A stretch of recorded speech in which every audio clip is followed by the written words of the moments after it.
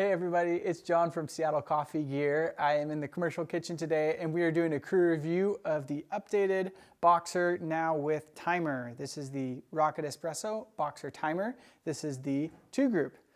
This has been a refresh and update of the Boxer. That was a really popular machine, really was a great machine at its price point, a lot of value packed in, and they've really continued in that same idea and mindset of a well-built quality machine, but just a little bit more user friendliness with these timers and some other tweaks to the programming that were common complaints on the original machine. Nothing that made the original machine unlivable, but this is just a little bit better, just a little bit more refinement as it grows. Has the same stats as the other Boxer. It's got the 13-liter boiler for this 2 group. The 1 group has an 8-liter boiler, and then this has a 4,300 watt heating element in it. So it is a 30 amp machine. It's a 220 volt, 30 amp machine, 4,300 watts. The 1 group version of this does come in a 110 option or a 220 option. The 110 is about 1,700 watts and the 220 is 2,300 around there. So that's a substantial boost. And that 110, 220 option for the 1 group is a very uncommon option for 1 group espresso machines. Most of the 1 groups only come in 110. Most of the 1 groups also only have 1 steam wand. We'll probably do a review for the 1 group exclusively for that, so I'm going to focus mainly on this 2 group.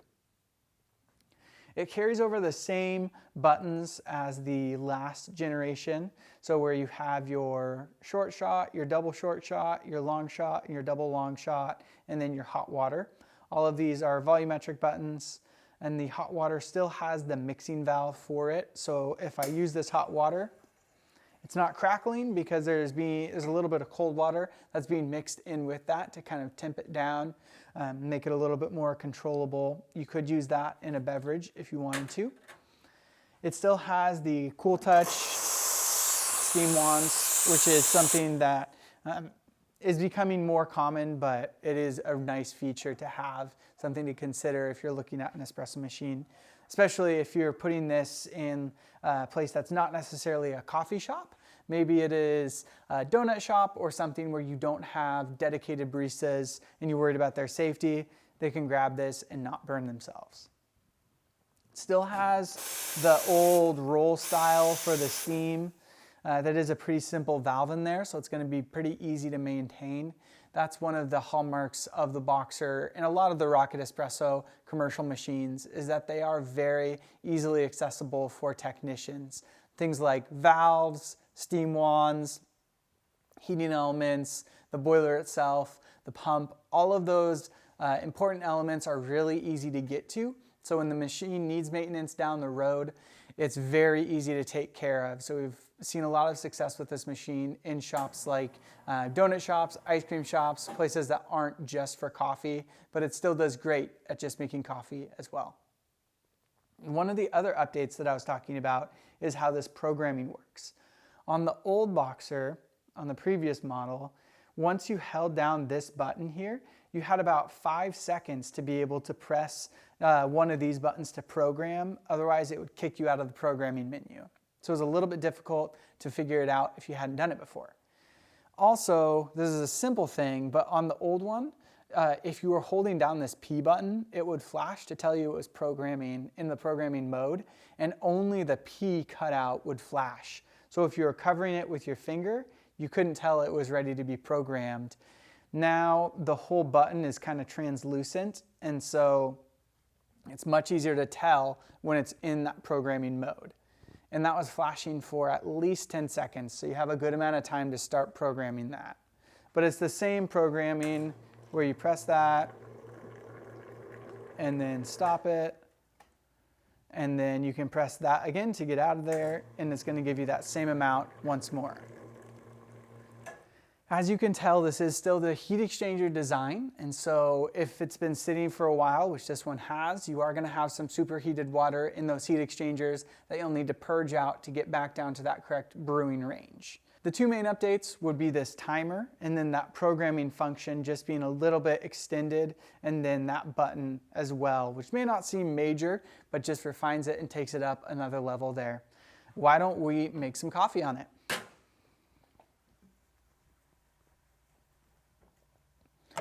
Today I'm going to be using the Zenith, and this is from Eureka. And we are using the Hairbender Espresso blend from Stumptown Coffee Roasters.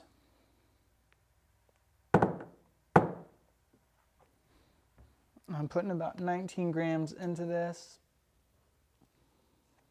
I'm going to purge out some of that superheated water.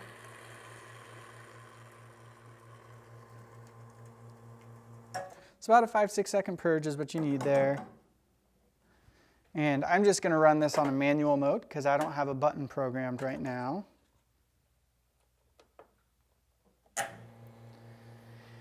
And I have my timer. On the previous version of this, I had to time using my scale or a separate timer. Having this built-in timer is a game changer because it's easier to keep track of your baristas and to make sure they're staying consistent. If you walk up to the machine and you see a shot just pulled for 15 seconds, you know that something needs to be adjusted or changed. So 27 seconds, I got about 35 grams out. Gonna knock this.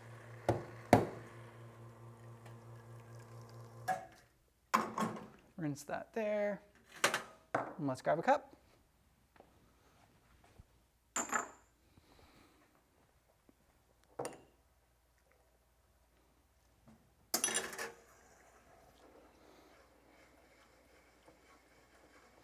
All right, let's see what we got here.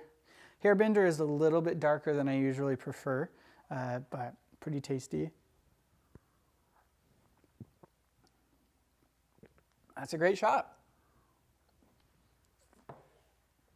Yeah, why don't I grab some milk and we'll make a quick latte on this. Okay, we are back. I got my coffee all tamped up here. I also programmed my double shot button so I can go right into my cup. This is technically the Alto version, which is the taller version. That means you can fit larger to-go mugs underneath that. Call that good.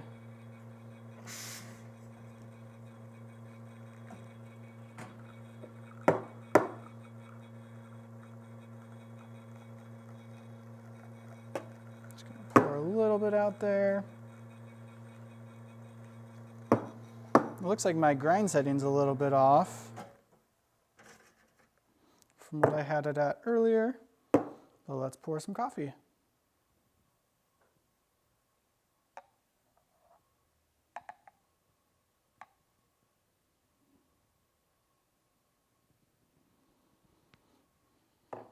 Alrighty.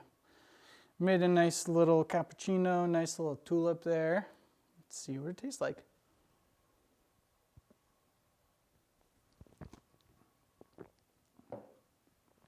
Did a good job. It's definitely pretty easy to control the steam on this machine and to get some good texture from it. Yeah, really like it. Was still cool to the touch towards the end of the steaming. It does get a little bit warm as it's steaming a pitcher of milk, just be aware of that.